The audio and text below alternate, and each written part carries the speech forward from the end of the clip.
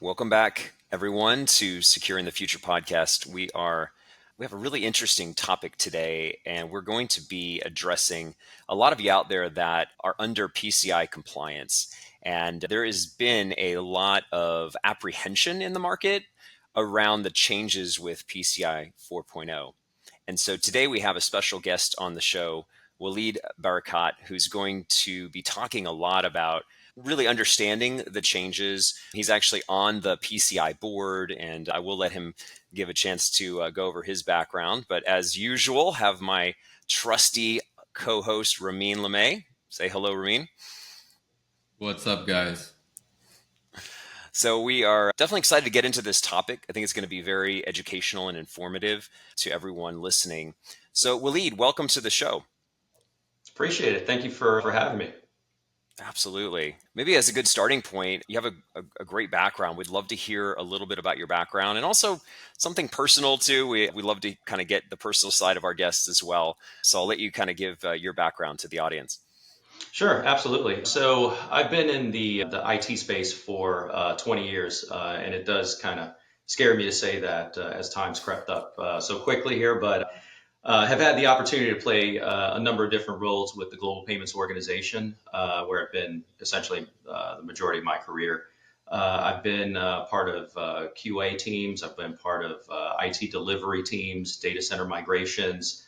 I've worked with onshore and offshore teams, and essentially now I have the opportunity to lead the governance, risk, and compliance organization for global payments, where PCI compliance is one of our primary functions. In terms of the personal aspects, my time is really consumed. I've got twin 11-year-old boys who have really found a passion in music. So my house is rarely quiet these days. There's typically some loud bashing drums or a trumpet or a piano being banged on. But in terms of my ears, I enjoy that. I enjoy the creative chaos that seems to be percolating from every corner of this house here. So it's kind of fun, unless you're our neighbors, in which case it's not fun.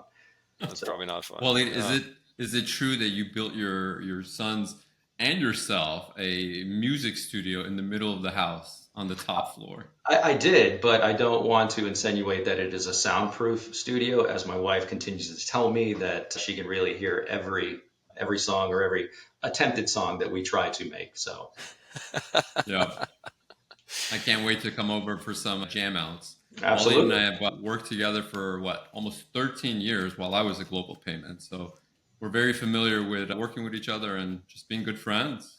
Absolutely. And aside from the friendship, I think that's where the security and compliance partnership really had an opportunity to really blossom. As you develop a personal relationship with team members that you're working with, you tend to understand the challenges that they're dealing with, and you figure out how to adjust what you're doing so that you can ensure that the objectives of what you're trying to meet are also met from their side as well. Yeah. Plus, we both have a very similar hairstyle, so we had a lot to talk about. I don't know if maybe we started out with those hairstyles. Maybe it's a testament of our friendship, right? As we've both kind of gone that way. The question I is think who we, copied who, though. That's the key question here. yeah, Who yeah. I started do it? think I'm breaking ground here on the white hairs, so I do expect that you're going to be following me very soon here with the gray and the white hairs coming in. Yep, it's been happening, Yeah. unfortunately. So Yeah. All right. Well, let's dive into the topic. Ramin, I think you had the first question for Walid. Yeah, Wally. So as we thought about how to kind of frame the topic here, really our goal is to make sure we understand what's the new hype, right? That's wrapped around PCI 4.0. Is the hype real? How do you recommend for organizations to be considering their approach to 4.0 versus the 3.2.1 that was in the last year? And really just kind of help us understand in terms of how you approach it and how you recommend companies to approach it. What are the changes? Does this worry you? What would you recommend for people to kind of take as the next step as they look at this big new compliance coming out this year in March, right? What would be your approach towards it? yeah, I guess to address the first point there, you mentioned hype, right? I really think that there is a genuine apprehension out there with the introduction of 4.0, and I think it's not unique to 4.0. I think whenever you have a new compliance standard, there's a general fear of what does this mean? How significant are the changes? I've developed a comfort of how to meet the prior standard. How much am I going to have to change? So there's just a natural apprehension with any change. But in this case, it's really the most significant change in probably the better part of a decade, right? The entire standard was rewritten, it was restructured, there were new elements that were introduced in terms of how the requirements are displayed. And there are net new requirements. There are minor changes to existing requirements. There are interpretation updates. There's guidance updates. And again, when you think about the size of the standard, 400 or so pages, with so many different requirements and sub requirements and applicability kind of concerns, right? It's a lot to consume. And when we think about organizations and the objectives that they're trying to meet from a security and compliance posture, it's something that they're also balancing with their day-to-day business objectives, their operational stability, their migrations into the cloud, their business acquisitions, the competition that they're trying to keep up with. So really where we stand here in 2024, not many organizations are afforded the luxury to have dedicated teams to really look at evolving standards, right? Some of them are typically focused on just dealing with the BAU. So a lot of those folks dealing with the ongoing compliance and security work are also having to play double duty and look ahead, look into the crystal ball and understand what these changes are, plan for them, incorporate them while they're meeting the existing standard. And so just talking about specifically 4.0, what does it mean? I think the council really looked at an opportunity to develop a standard that offered some greater flexibility, right? They realized this was essentially 10 years in the making. The payment space has undergone a significant change in terms of how cards are presented, accepted, transmitted, stored. Are they real? Are they virtual? Are they swiped, pinned, dipped? There's a number of ways to accept payments, and they realized they could not simply be as prescriptive with a rigid standard. So they afforded entities some flexibility to align the controls with what is actually happening in their environment. So in order to take advantage of that flexibility, there is a significant amount of accountability that the entity has to understand in how they process payments and how they secure payments, right? And then ultimately how they demonstrate compliance with those security aspects. The standard itself introduces technically 64 new requirements. They've broken up those new requirements in two groups. The first group becomes effective this year, essentially March 31st, where 13 of those new requirements focuses on roles and responsibilities, ensuring that you've got key members of your organization identified as accountable for executing each of the main 12 requirements. And I think that's a pretty brilliant step by the council, because before you can move into the more technical requirements, which become effective in 2025, you really have to know who are the key players that are accountable for implementing, maintaining, observing, and really controlling those controls, right? So by getting that clear up front, getting it documented and getting that assessed for this year, it really sets organizations up on the path to meet those 2025 requirements, which are, I really think, the more technical requirements that really do take some time and consideration in how do they actually apply for an ongoing operational compliance program. I think I like the way you kind of capture that, right? So you kind of put it into a phased approach, right? How do you advise companies that are looking at this new standard, knowing it's coming this year, right? If someone came and asked you, Walid, I know 4.0 is coming out. To your point, some of the controls are not being enforced until next year. They're more advisory this year. How would you recommend for them to approach it this year while there's still time to prepare, to go through all that cycle? How would you recommend approaching it? Yeah, I would say they really need to embrace the entire standard. They really should not limit themselves to looking at the 13 requirements that are effective this year. They really need to, one, confirm that they're secure in how they're going to meet those, meaning they've got it documented, they've got it defined, that they've spoken with those owners so that they understand their accountability. But they really do need to look ahead to the 2025 requirements, right? And really ask, how do we implement it in our environment? Each environment's unique. There's a number of different teams and stakeholders that need to collaborate to make a lot of these controls a reality. And so they really do need to understand, how can we start to meet those 2025 requirements now? Maybe look and review them, ask themselves, which of these controls perhaps they may be already meeting, and just collaborate with the QSA, have those conversations with their assessor, and align on interpretation.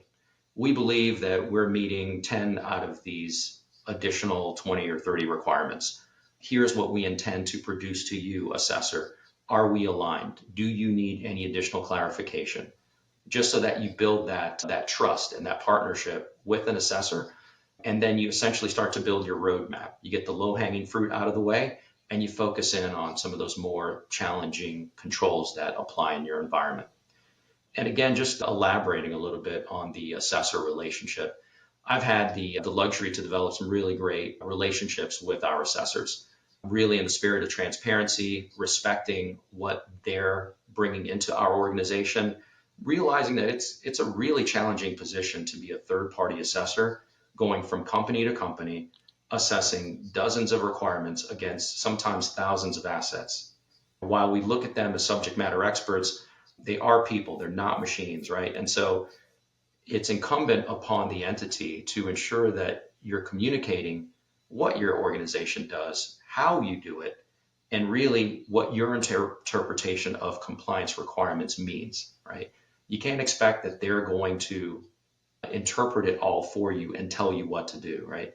4.0 really does introduce a greater sense of accountability to the entity so that there's an expectation for year-round compliance.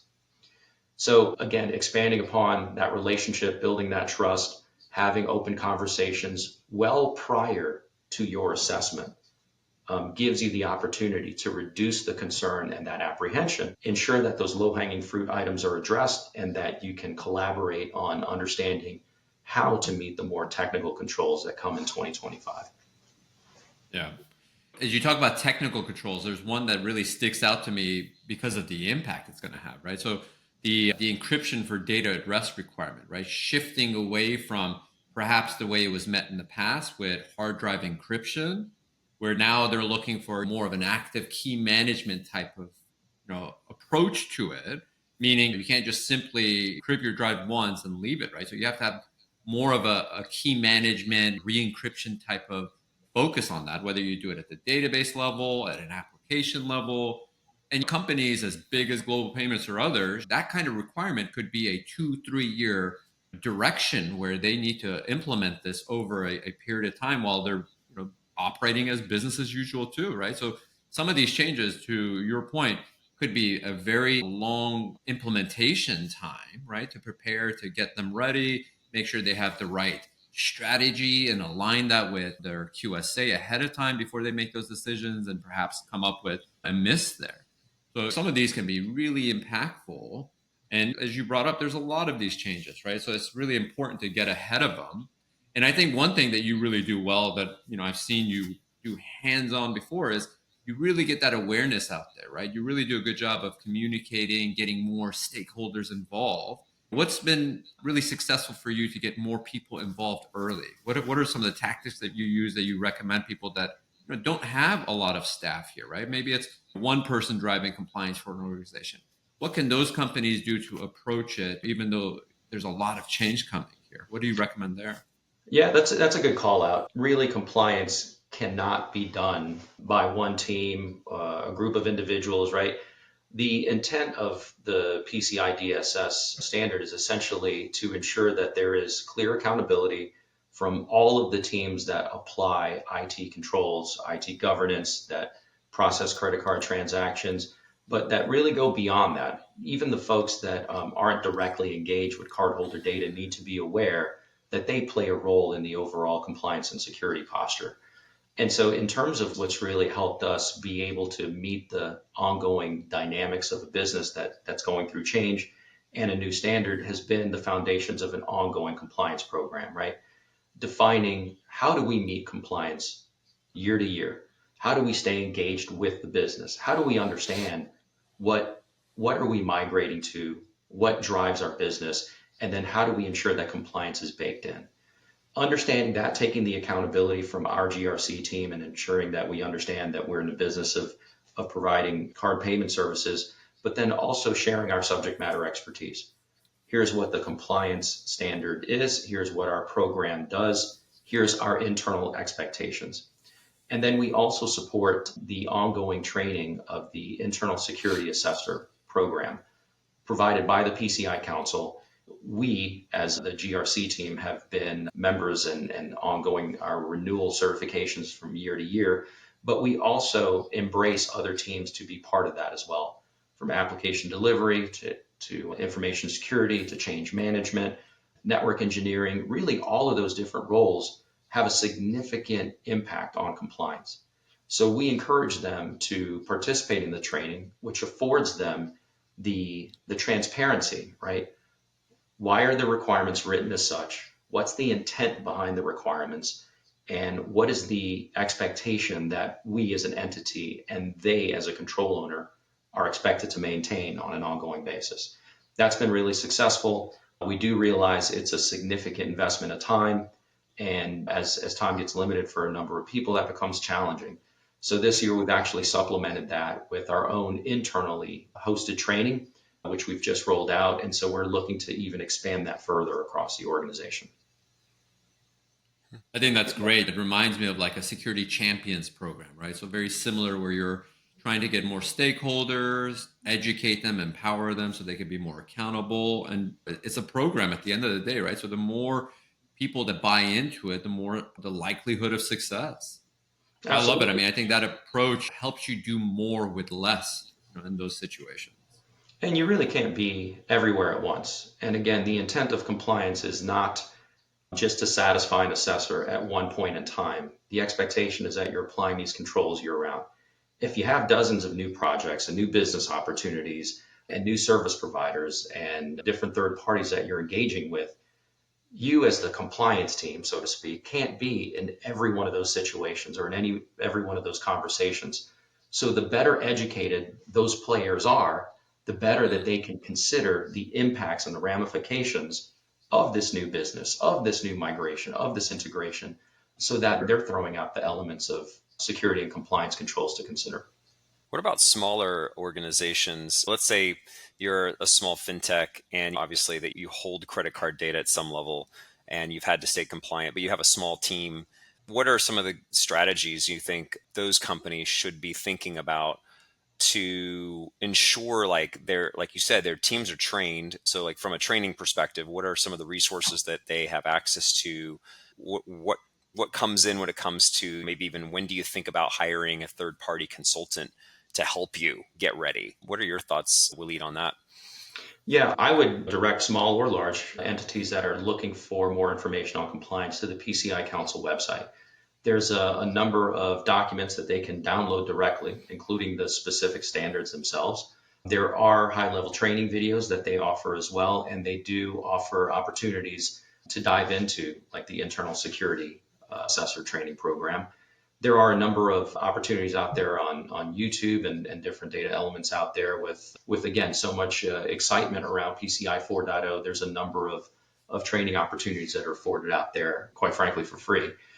I do think that they should start with step one, downloading the standard, looking to start to digest it, looking at some high level training, so that when they do move into the next step of really asking themselves, what does this do to our environment and our current security posture, they've got some level of understanding. At least they have a question, a series of questions of things that they want to get answered.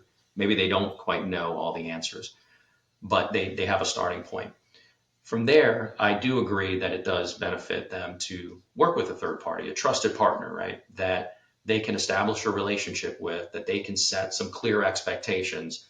Look, here are the particular areas that I really want to get a hold of. If you came into my environment, how could we partner? What would be the output? Will it be something actionable that I can then look to implement? And again, for entities that have been adhering to compliance previously, they might already have a relationship with an assessor. And hopefully that's something that they can expand upon, where they can look at that as a true partnership. But sometimes there is some apprehension in working with an assessor because, again, they are coming to evaluate you on an annual basis. And maybe you want to look at developing a trusted partnership with other subject matter experts out there. Yeah, well said. Waleed, In terms of being able to operate a compliance program successfully, how do you tie it to a security program, right? Because a lot of times, especially given my security background, I always say being secure should be compliance is a byproduct of that, right? If you've mapped your controls, your goal isn't to be compliant, it's to be secure. So how do you work with such a large security organization as well to make sure these new controls, they're aligning to wherever it is on the security side? How have you seen success there? I always really try to drive transparency in the relationships that we have with our stakeholders. I hold our relationship with our information security team in really high regard. I want to ensure that they understand that I'm looking to understand what and how they are implementing their security program so that I can ensure that it's represented to the best extent. So that perhaps one particular security strategy might meet multiple PCI requirements. The better I understand the coverage, the tooling, the processes, the monitoring, the response, the better I can ensure and coach them on how to ensure the appropriate evidence is provided to meet the particular requirements. I want to ensure that, again, well in advance of the assessment, right? We've got these new requirements. We started our conversations with our security team a couple of years ago when the very first drafts of 4.0 came out, and we started sharing our interpretation of what these requirements meant. And so we had open-ended, ongoing conversations, not one time, not quarterly, but monthly, in some cases weekly. Here's what we think this means. What does it do to our current strategy? Do we have the components in place already? Is it simply an update to our processes or just additional evidence that we need to produce, right? But the spirit of transparency, taking the accountability from the compliance side to say, this is what we believe the compliance requirement represents. Where do you feel that you come into play? And then how can we align to an assessor? But building that partnership and letting them know that this is going to be a learning process for everyone. Even with the assessors that we're working with, it's new to them. And I think that's an element that people should understand. The assessors are not going to have a crystal ball to tell you exactly how this applies in your environment. It's going to be a learning process. This is the first time they're going through it. Writing the new report on compliance is going to introduce a lot of new elements. So you need to afford yourself that time and that learning curve, again, with the urgency to start that as soon as possible. Yeah. Let me ask you this question. How much do you think you can automate in terms of compliance, right? So we've talked about like SOC 2 and being able to automate some of those controls so that companies don't feel like it's such a heavy burden every year. They have to manually go collect artifacts, manually go sit down with stakeholders or control owners. How much would you invest in automation versus trying to optimize this process manually? I'm curious to see where you find the balance Mm. there. I think there's a significant opportunity with automation, but I think the first question an entity would have to ask is, what level of consistency and uniformity do they have in their environment? If you've got a variety of technology and discrepancies in how processes are adhered to, then you're going to be chasing your tail in different use cases for automation. It might be in the interest of an entity to try and apply uniformity to controls so that you can then apply automation and then take advantage of that It's a way. very pragmatic approach.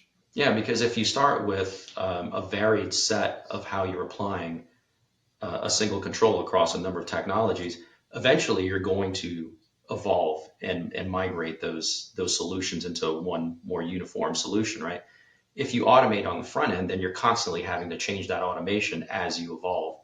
But if you can get that uniformity up front, you get the best practice there, and then you reduce that level of automation of development need that might be required there. And do you see that getting easier as more companies move towards the cloud and move towards more, whether it's containers or SaaS or platform as service models? Do you see that becoming easier versus like the legacy infrastructure or data center model, or is it the same? Again, I think it depends on the entity's ability to move forward into a new technology space and eliminate their old legacy environments. If you go through the journey and you don't fully address some of your legacy infrastructure and you have one leg on-prem and one leg in the cloud, the complexity of your environment has now increased instead of decreased. And so you might be able to apply automation to the cloud, but you're still dealing with manual processes on-prem. Yeah.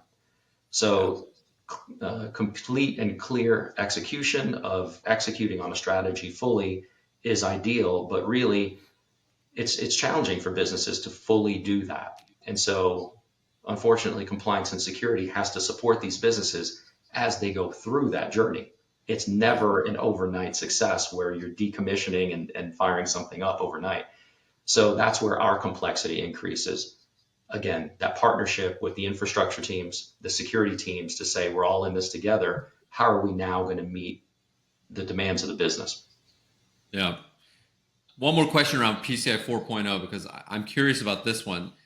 Do you think that the new version will meet more of the new emerging technologies understanding better, right? Like I remember trying to apply PCI 3.2.1, for example, to cloud SaaS services and sitting down with a QSA and them just not understanding how that SaaS is being used. What are the controls? What are we liable for in terms of using it versus the entity that's providing the service?